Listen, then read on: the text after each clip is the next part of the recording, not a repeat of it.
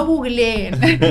Ese No es un gran googleen. problema. Pregunten a su médico o charlen con nosotros. Lo primero que te dice la paciente es, a mí no me gusta exponerme a radiación, yo prefiero hacerme ecografías. ¿Es así? ¿Puedo reemplazar la mamografía por la ecografía? Aprender ya a edades tempranas, conocerse. Alrededor de los 30 años comenzar al menos con una ecografía mamaria, que es un método completamente inocuo, que no tiene radiación, incluso las embarazadas se lo hacen. Me parece particularmente importante comentarlo también es que la patología mamaria no es exclusiva de la mujer. El nódulo como tal es un hallazgo muy frecuente, porque los pacientes vienen con mucho miedo y es súper entendible.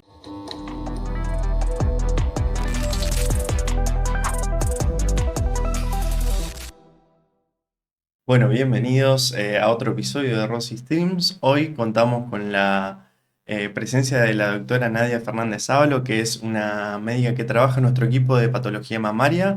Bienvenida, doctora. Muchas gracias por prestarnos tiempo de su agenda, que me imagino está muy apretada en estos días, para venir a hablar un poquito de lo que es patología mamaria con nosotros. No sé si querés introducirte y contarnos un poquito de vos. Hola, ¿cómo están? Bueno, yo soy Nadia Fernández Sábalo, soy especialista en diagnóstico por imágenes, acreditada en patología mamaria por la Sociedad Argentina de Mastología. Así que bueno, me encanta venir a hablar de esto como si charlara con mis pacientes, porque la verdad que eso es lo que trato de hacer todos los días en el consultorio, porque los pacientes vienen con mucho miedo y es súper entendible.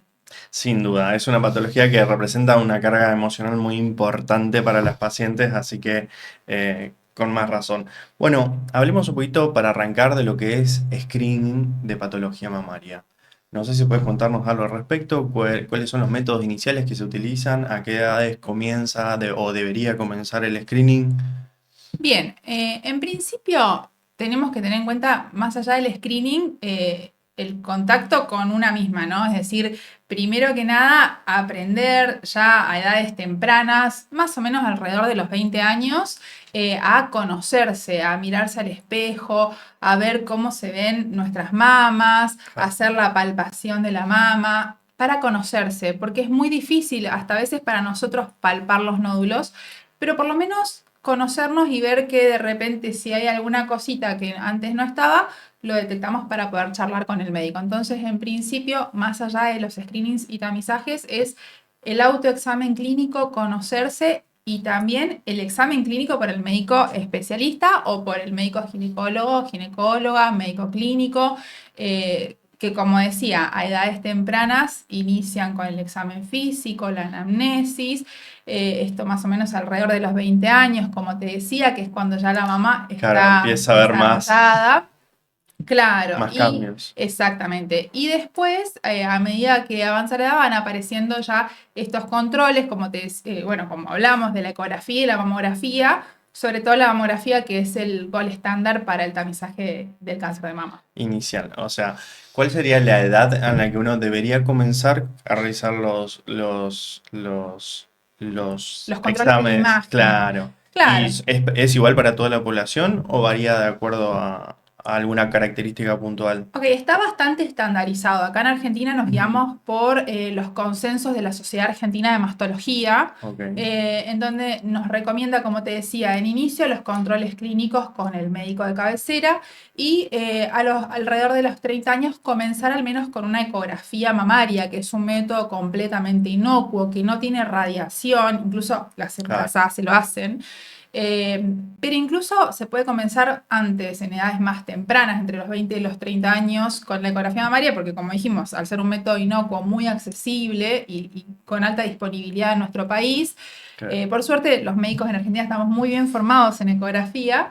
Entonces, al ser tan accesible, pueden venir ya desde edades tempranas y, por ejemplo, para la paciente se detectó algo, se encontró algo, o el médico, y podemos detectar nódulos en las adolescencias, que muchas veces, en la mayoría de los casos, obviamente son benignos, pero está bueno saber de entrada ya con qué tipo de tejido mamario nos encontramos, qué Claro. tipo de imágenes benignas ya se presentan a estas edades. Perfecto. Entonces, sería como lo que dicen las guías, sería 40 años, pero se podría arrancar antes en Claro. casos particulares o si el médico lo 40 considera. años es el método de la mamografía. O sea, Mamografía. cuando nosotros hablamos de mamografía, cuando nosotros hablamos de tamizaje de cáncer de mama, hablamos de mamografía, porque es el método que está comprobado por ensayos clínicos que se hicieron en muchos países con poblaciones muy grandes. Es un método que está comprobado, que tiene una detección precoz de cáncer de mama y por lo tanto disminuye la mortalidad por esta patología. Entonces es el gold estándar en tamizaje de cáncer de mama. Pero ¿qué pasa? La mamografía va a detectar muy tempranamente algunos hallazgos, como por ejemplo las microcalcificaciones. Entiendo. Cuando nosotros hablamos de microcalcificaciones, que no siempre vamos a detectar eso, pero es un ejemplo, ¿no? Claro, un hallazgo habitual, Un digamos, hallazgo sí. muy precoz, Sí. que es muy casi microscópico, por eso se llaman microcalcificaciones, si bien las podemos ver con el ojo humano, ¿no? Pero bueno, es un hallazgo muy precoz que podemos ver en la mamografía. Entonces, este hallazgo lo vamos a encontrar, pero lo vamos a encontrar justamente por el cáncer de mama, en qué momento de la vida se da, a edades ya mayores a 35, 40 Claro. años. Lo ideal es hacer una mamografía, de acuerdo a las recomendaciones de la Sociedad Argentina de Mastología, a los 35 años, una de base. Como basal, claro. Exacto, Sí, para sí, sí, sí. conocer el tipo de tejido mamario, el tipo de glándula y si Ujú. hay algún hallazgo, hacer un seguimiento. Y Entiendo. después, si esto está todo bien, se puede espaciar hasta los 40. Y Perfecto. ya a los 40 con una frecuencia anual. Anual. ¿Por qué? Anual porque en nuestro país la incidencia de cáncer de mama es alta, lamentablemente. Entonces, las recomendaciones son anuales. Puede ser que escuchemos. Eso te iba a preguntar, Sí, el tema de la radiación es un tema muy frecuente que tratamos acá, es que lo primero que te dice la paciente es, a mí no me gusta exponerme a radiación, yo prefiero hacerme ecografías. ¿Es así? ¿Puedo reemplazar la mamografía por la ecografía o en realidad es de otra manera? lamentablemente no se puede reemplazar un método por otro. Son dos métodos completamente diferentes y ambos métodos son muy buenos y aportan diferente información. Nosotros a veces, cuando no tenemos la chance de hacer uno, vemos qué podemos hacer para ayudar a las pacientes. Claro. Pero la realidad es que si tenemos la posibilidad de hacer una mamografía mamaria, siempre la recomendamos. ¿Por qué? Porque como dijimos, es el gold estándar en screening. Es el método que está comprobado en detección temprana a partir de los 40 años. Y si bien ambas son distintas, la mamografía, que tiene radiación X, como la radiografía de tórax, como la tomografía, Que igual con los equipos modernos que tenemos, la radiación la es radiación ínfima, es ¿no? mínima. La radiación es entre 5 y 10 miligrays, depende si tiene implantes o no la Claro. paciente. Es mínima, es como la exposición que tenemos en nuestra vida diaria bajo el sol durante 2 meses aproximadamente. O es un vuelo larga distancia en avión. Entiendo. Cosas que hacemos en la vida cotidiana Habitualmente, y sí. que nunca estamos pensando ¿Qué radiación estoy estoy recibiendo absorbiendo? Sí, radiación. entiendo. La realidad es que no es la misma radiación, porque una es radiación ultravioleta, la Claro. solar, y esta es radiación X, pero comparado en la dosis absorbida que se mide en milisievert, El daño es más o menos el mismo, que en que realidad es no es nulo daño, casi, sí. es vivir, Sí, sí, digamos. sí, Y totalmente. la realidad es que el beneficio que aporta hacerse una Supera. mamografía supera ampliamente este riesgo, que en realidad no llega a ser un riesgo porque es una radiación mínima la que se Claro, es absorbe. algo relativo y acumulativo a lo largo de toda la vida. Exacto, Sí, en sí, sí, cambio, sí, si vos me entiendo. decís, no me voy a irradiar, no me hago la mamografía, espero 2 años y en 2 años esa lesión que podían haberse detectado por microcalcificaciones pequeñas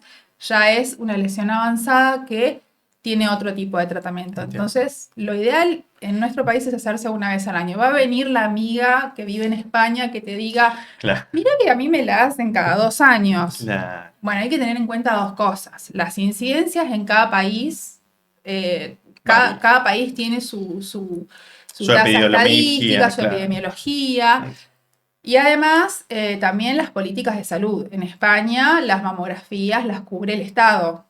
Acá las mamografías las guían los médicos y generalmente la paciente la paga o con su prepaga o de su bolsillo o quizás en el hospital, que nosotros tenemos programas para tratar de cubrir esas Claro. necesidades, pero la verdad es que la mayoría acá en nuestro país como que se la hace, por decirlo de alguna manera, de su bolsillo, ya sea por Entiendo, la sí, sí, sí, sí. prepaga o... O sea, el Estado no cubre tanto el costo, No hay salvo...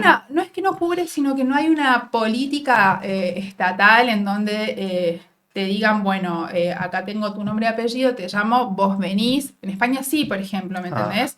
La paciente sabe que tiene que ir en tal fecha y le toca cada 2 años. entiendo. Acá en Argentina, no, acá en Argentina te recomienda tu médico o médica de cabecera, ya sea ginecólogo en la mayoría de los casos, pero la paciente Depende más de casos acude, individuales, digamos. exacto, Entiendo, acude entiendo, individualmente, no por entiendo. una política de Estado. Perfecto.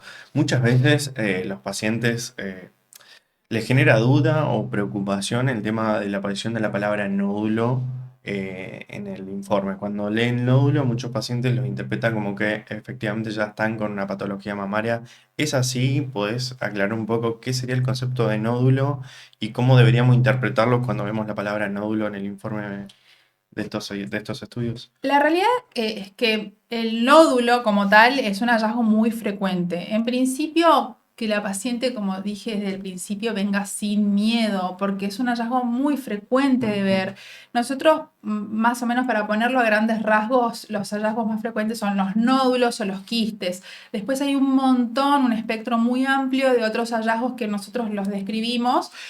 Pero para hacerlo más práctico vamos a diferenciar entre nódulo y quiste, que cuando hablamos de nódulo es que estamos pensando en un hallazgo de una patología de naturaleza sólida, o no Entiendo. necesariamente una patología, una Una imagen de imagen. aspecto sólido. Entiendo.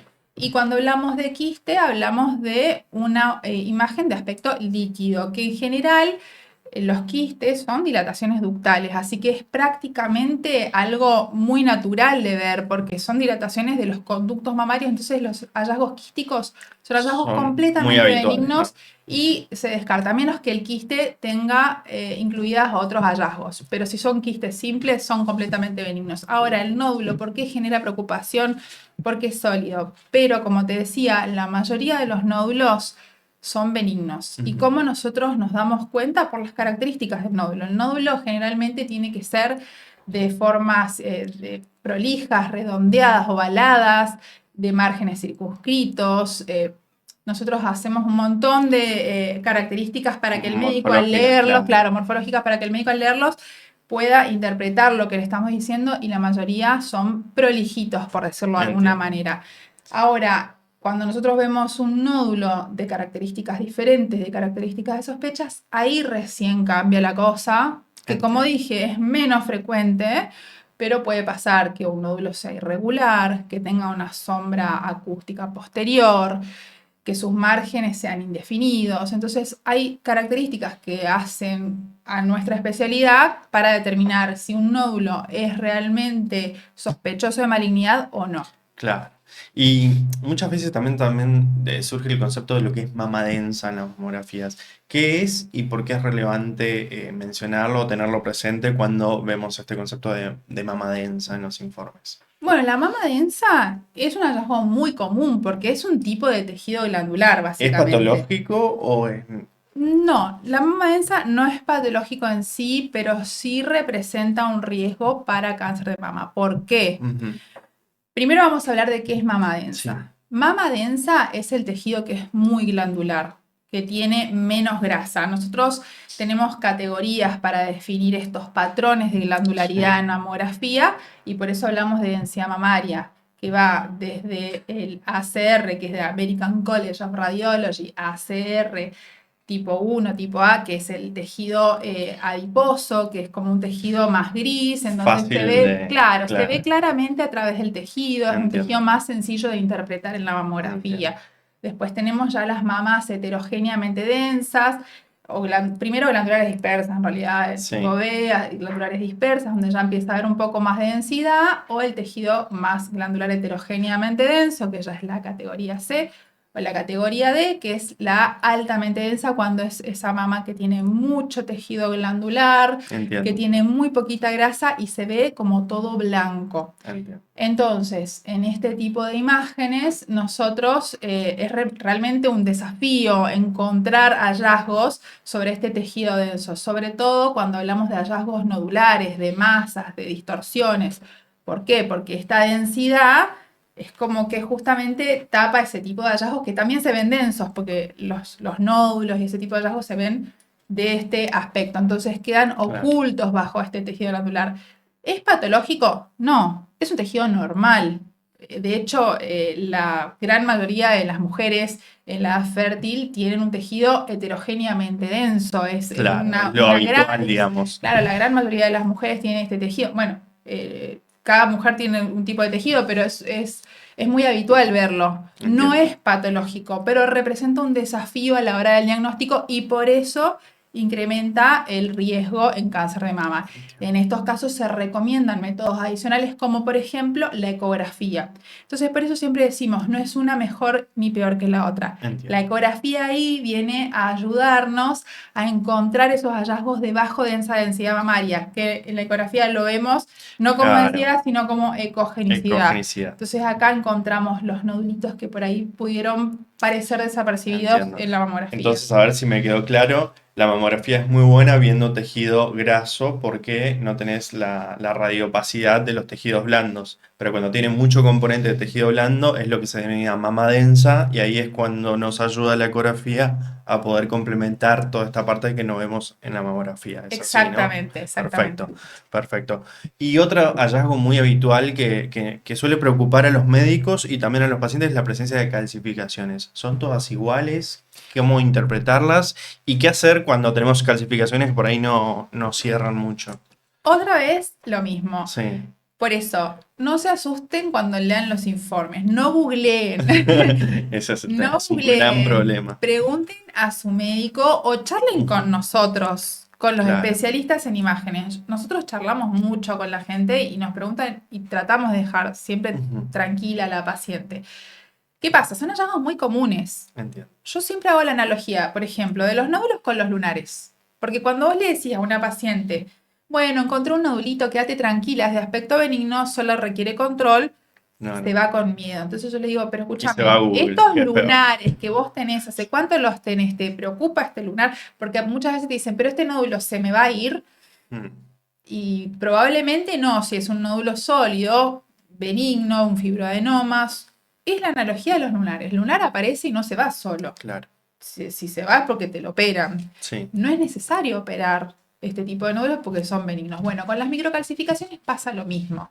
Las microcalcificaciones son hallazgos que van apareciendo a medida que avanza la edad de la paciente, alrededor de los 40 años, por eso justamente hacemos la mamografía a estas edades, y van apareciendo, pero son calcificaciones normales que aparecen en nuestro organismo, calcificaciones vasculares, calcificaciones de tipo benigno. Entiendo. Entonces, ¿qué pasa? Nosotros justamente tenemos que hacer la diferencia entre las calcificaciones de aspecto benigno y las calcificaciones sospechosas. Igual que con los nódulos, digamos. Tienen. Exactamente. Entiendo. La mayoría de las veces tenemos calcificaciones y son totalmente benignas, pero cuando Entiendo. son sospechosas pedimos estudios adicionales. Entiendo. Entonces ahí pedimos estudios adicionales, por ejemplo, las magnificaciones, que muchas veces, ¿qué es una magnificación? Las magnificaciones son igual que las incidencias que se hacen en mamografía, que dicho sea de paso, las incidencias son 4, son 2 de perfil y 2 cráneo-caudal, Sí. o en el caso de las pacientes con implantes, son otras 4 adicionales, porque se evalúan los implantes y el tejido Y el mamario. tejido mamario. Entonces, el caso de las mamografías magnificadas se evalúa sobre un sector de la mama, ejerciendo compresión sobre ese sector puntual para verlo con lupa justamente. Y ahí podemos ver en mayor detalle las características, por ejemplo, de las microcalcificaciones, pero también se utiliza para otros casos. Entiendo. O sea que no se hace en todos los casos la magnificada, sino solo en los casos en que se requiera o que el médico radiólogo justifique la utilización de esto. Exacto, es Entiendo. un método adicional que se aplica en casos puntuales, cuando encontramos algún hallazgo que como te dije, requiere Claro. estudios adicionales. Y la tomosíntesis, que muchas veces hemos escuchado o que algún familiar lo han pedido o los médicos, ¿en qué casos conviene utilizar la tomosíntesis y qué ventaja tiene sobre una mamografía convencional, digamos? Bien, la tomosíntesis o la mamografía 3D Sí, es un método que, como hablábamos hace un rato de países, es un método que es como un improvement, no me sale la entiendo. palabra en español, pero es como la mamografía más Mejorada, mejorada, más avanzada, que en entiendo. otros países se utiliza ya como tamizaje, como screening, utilizan Ajá, la tomosíntesis porque ya representa un método de diagnóstico de tamizaje y reduce la tasa de rellamados. ¿Por qué? Porque es un método que al hacer las incidencias, corta, como la tomografía, entiendo. exactamente como la tomografía, pero en la mama. Corta la mama como en En- muchos sectores, entonces uno después puede hacer un paneo, el médico puede ver en entiendo. cada corte de la mama, en cada espesor. Diferentes profundidades del tejido que estamos Exacto. evaluando. Después de Entiendo. esta tomosíntesis se hacen las placas resumen o CVU, en donde podemos ver como la mamografía sintetizada, es decir, la mamografía que Claro, hacemos convencional. convencional Ujú. y todos los cortes de mamografía 3D o tomosíntesis. Entonces, este método nos permite ver un poco más, sobre todo en la mama densa. Es un estudio que tiene mucha utilidad en la mama densa, en Entiendo. donde esas densidades, esa alta densidad mamaria, por ahí no nos deja ver una distorsión, una asimetría. Entonces, viendo corte a corte, podemos encontrar este tipo de hallazgos en la tomosíntesis. Entiendo. En nuestro país no lo indican como la mamografía, como No método de reemplaza como screening. método de screening No, a la mamografía. reemplazar Ajá. nunca, pero porque como te digo, cuando se hace tomosíntesis igual se hace una mamografía sintetizada. Pero como en otros países se hace como directamente de tamizaje, bueno, acá no lo hacemos como tamizaje, sino como un estudio adicional cuando se requiere o cuando el médico o la médica conoce a su paciente, sabe que tiene mama densa, muchas veces ya se lo pide porque Entiendo. sabe que va a aportar más información. Y otra cosa que, bueno, a mí por ser hombre me parece particularmente importante comentarlo también es que la patología mamaria no es exclusiva de la mujer, si bien son la gran mayoría de los casos por obvias razones, también afecta a los hombres. No sé si nos puedes comentar algo de esto, cuál es tu experiencia al respecto. Sí, obvio. La verdad es que el hombre también tiene las mamas, pero son tejidos que no se desarrollan como en la mujer. Sin embargo, justamente en el desarrollo del varón puede haber ciertas patologías, por ejemplo en la pubertad, la ginecomastia, por las alteraciones hormonales, en realidad no alteraciones, sino Los cambios los cambios, fisiológicos del exacto, desarrollo, claro. exactamente, puede haber el desarrollo de una ginecomastia, por ejemplo, el Ujú. desarrollo glandular, que no es lo habitual en el varón, por ejemplo, a edades tempranas, pero también puede haber en otro tipo de varones, a cualquier edad de la vida, hay determinadas, digamos, hay determinados medicamentos que pueden provocar ginecomastia o incluso la dieta muchas veces Claro. puede incrementar el desarrollo glandular en el varón. Esa es la patología más común que vemos en el consultorio.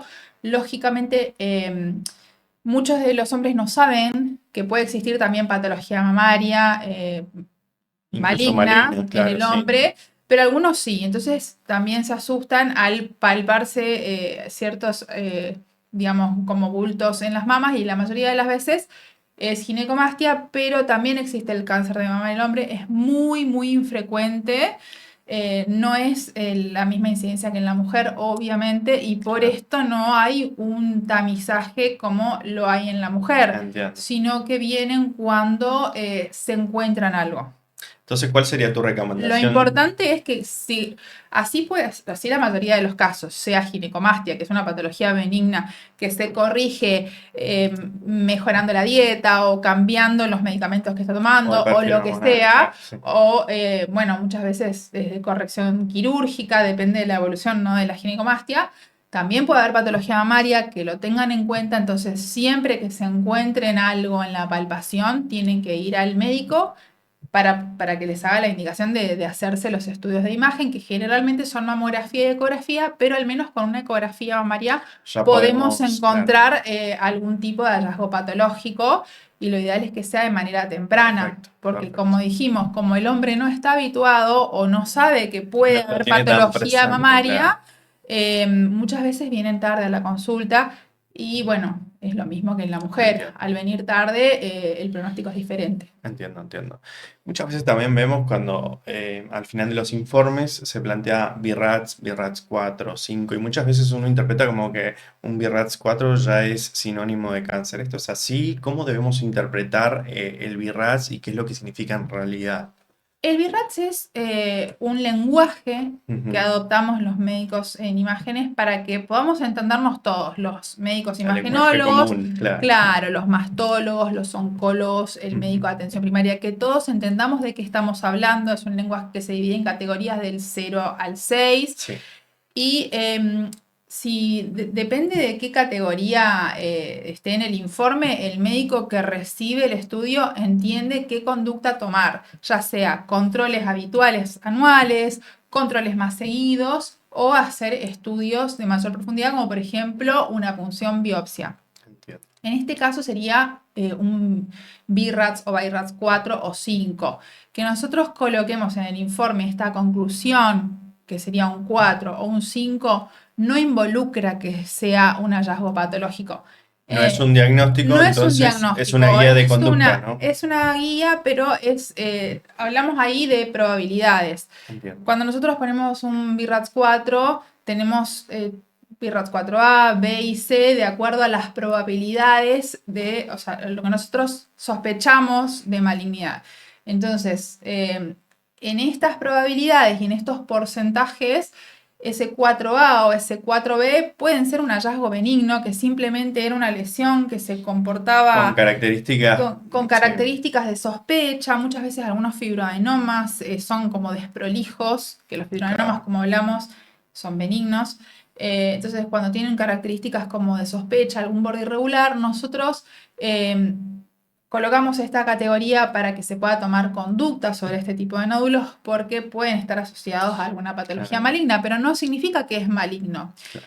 Lamentablemente, cuando ya vamos subiendo los números, ya a un 5 tenemos nosotros una alta sospecha de malignidad, pero bueno, todavía no es la última No palabra. es un Hay cero, que sino que es hacerse, algo claro, hay que probabilístico, hacerse el ¿no? estudio histológico. ¿Qué es lo que va a definir en ¿Qué es lo que va a definitiva? Sí. definir? Y ya cuando tenemos una categoría 6 ya es una paciente diagnosticada. Es una paciente diagnosticada que seguramente viene para hacer un control imagenológico durante el tratamiento. Terapéutico, entiendo. Perfecto, perfecto.